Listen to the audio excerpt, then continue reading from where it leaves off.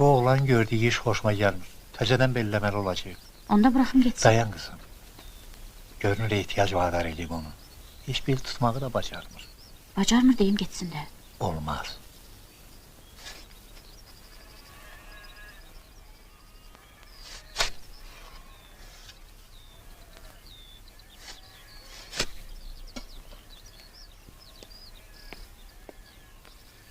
Buyurun nahara.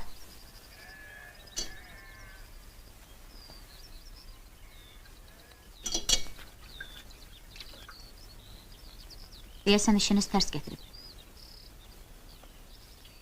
Necə yəni? Siz bu bağlarda pul için işleyen adamlara oxşamırsınız. Nə bilirsiniz? Bəlkə elə o adamlardanam. Daha ne iş gelir elinizden? Necə deyim sizə? Rəysazlığı pis bacarmıram. Hələ dülgərliyi də, lap çilingərliyi də. Sizin başınız görünür pis işlemir. Ama açığını deyim, eliniz belə yatmır. Xoşunuza gəlmirəmsə, gedə bilərəm. Elə mən də sizə onu demək istəyirdim.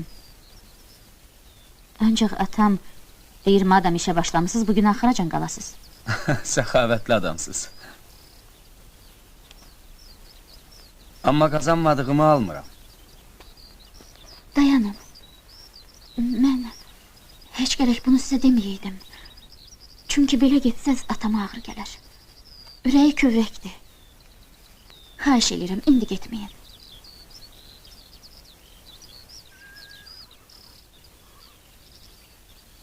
Amma bir şərtlə.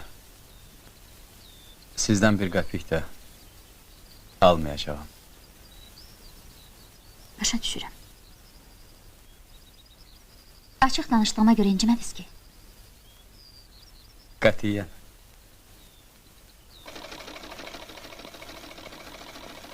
Hə, bugün necə? Bir şey çıxdı.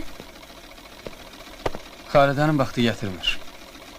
Niyə gətirmir? O cür oğlan istəyir onu. Bəxtinə qara demə bacımın. Baxıram sənə İbrahim, utanıram geri ver. Kəs səsini.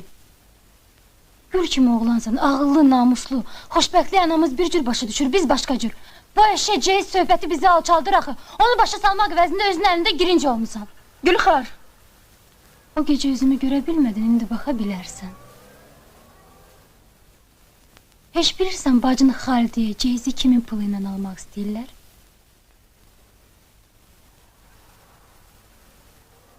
Bilmirsən. Hə, deyəcəyəm.